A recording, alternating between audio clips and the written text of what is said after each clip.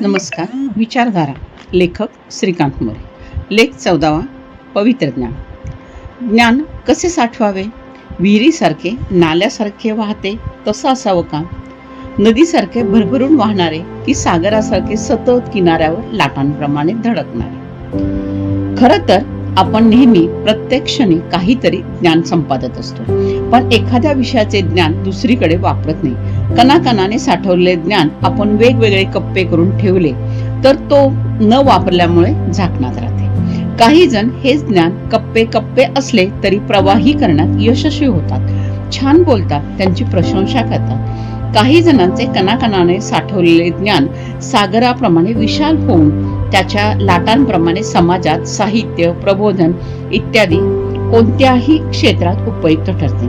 ते यशस्वी होतात. असे अफाट ज्ञानी, पंडित, तत्वज्ञानी स्वामी विवेकानंदजी, महायोगी अरविंदजी, गुरुदेव रवींद्रनाथ टागोर अशी कितीतरी आपल्याला नावं घेता येतील. त्यांच्या ज्ञान कौशल्याने समाज म्हणून पोचले जाते. म्हणून ज्ञान संपादित करत असताना अनेक कप्पे नको, विशाल हृदय हवे, मन विशाल हवे, संकुचित वृत्ती नको. ज्ञान दिल्याने वाढते, वाहते, त्याचा सागर होतो, पण केवळ दडपल्याने ज्ञानाचा काहीच उपयोग होत नाही. मनातले अनंत विचार ज्ञानाच्या साहाय्याने तावून सुलाखून बाहेर येऊन साहित्य, समाजहितकारक प्रबोधन म्हणून रूपांतरित झाले तर त्यासारखी पवित्र गोष्ट जीवनामध्ये नाही. क्षमा. पुढचा लेख आहे क्षमा. क्षमा हा गुण जोपासावा. क्षमा करणं म्हणजे माणसाला माणसाची ओळख देणे होय. क्षमा म्हणजे त्याग. क्षमा म्हणजे स्वतःच्या अविचारावरती मिळालेला विजय. क्षमा म्हणजे स्वतःवर मिळवलेला विजय. काही जण क्षमा म्हणजे देवत्वाचा गुण मानतात, काही जण मात्र क्षमा म्हणजे माघार, अपयश असेही समजतात. कमकुवतपणा असेही काही जण संबोधतात. पण जीवनाचे सार असलेला दैवी गुण क्षमा. सद्गुणांची, सद्विचारांची जोपासना करतो. म्हणूनच दया, क्षमा हे गुण अत्यंत महत्वाचे आहेत. त्याच्याकडे आपण बराच वेळा दुर्लक्ष करतो. त्याला माफी नको, त्याला क्षमा नको असे म्हणताना येशू ख्रिस्ताचे वाक्य आठवतात. ज्यांनी जीवनात एकही पाप केले नाही त्यांनी दुसऱ्यांना शिक्षा करावी. मग मनन चिंतन करतानाही अजाणतेपणी आपली पापे घडतात. उदाहरणार्थ, श्वासोच्छ्वास करताना मरणारे जीवजंतू, पायाखाली मरणाऱ्या मुंग्या आपल्याकडून हे नकळत घडत असते. पण तरीही आपण त्यांचे काही स्वतंत्र निकष, मानदंड स्वतःच ठरवतो. हे चूक. मानवाने समूहात राहताना काही गुण जोपासले पाहिजेत, पण त्याचा वापर होत नाही.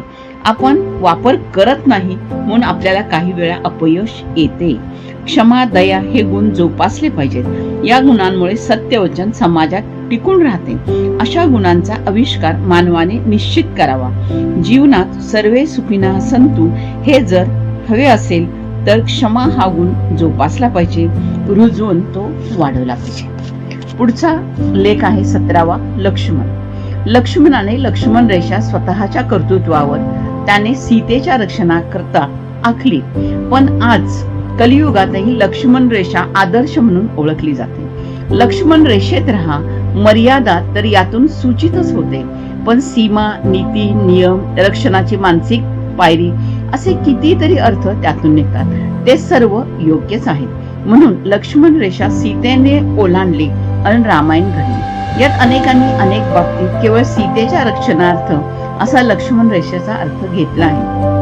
पण असो, आपण मात्र लक्ष्मणचा दुसरा अर्थ आदर्श भ्राता, भाऊ हाही पाहूया. नावाप्रमाणे आज कोणी वागतो का? खरं तर नावं ठेवली गेली ती लौकिक स्वरूपात. पृथ्वीवर कार्य केलेल्यांनी म्हणा किंवा ज्यांनी अध्यात्माशी काही देणे घेणे नाही त्यांनी म्हणा किंवा सारेच जरी वेगळ्या अर्थाने आजच्या दैनंदिन जीवनात पाहिले तरी आदर्श तत्वच पुढे येते. ते म्हणजे भावाचा आदर, भावाचा मान सन्मान मनापासून करावा, भातृभाव जपावा, कलियुगात भाऊ असावा तर लक्ष्मणासारखा. ही असे अनेक वाक्य प्रचलित आहेत. पण जीवनात लक्ष्मण हे नीती नियमांचे आदर्श तत्व म्हणून आपण घ्यावे हेच मला येथे नमूद करावेसे वाटते. लक्ष्मणासारखे बुद्धिमान तेज मिळवा. तपश्चर्या, अभ्यास, शास्त्र यांच्या साहाय्याने मिळवा. प्रचंड विश्वास दुसऱ्यांवर ठेवणे, कठीण प्रसंगी प्रसंगावधान राखणे, साऱ्या लक्ष्मणाच्या रूपाने अशा कितीतरी नीती नियमांचे पालन आपण करण्यास तयार व्हावे. जीवनाचे यश यात आहे. विश्वास, आदर, प्रेम, बुद्धी, तेज यातच लक्ष्मण तत्व आहे. तेच खरे यशाचे गमक आहे. राम परंपरेचा तोच एक आदर्श तत्व. म्हणून आपल्या दैनंदिन जीवनात लक्ष्मण भाव आपला जपला पाहिजे. हेच आपल्या मनात रुजावे. समाज जीवन आज याविना विफल वाटते. ते तसे होऊ नये यासाठी आदर्श भातृभावाची आठवण याद्वारे तन्मनात जगावी एवढेच वाटते. धन्यवाद. आपला परिवार, मनोरमा परिवार.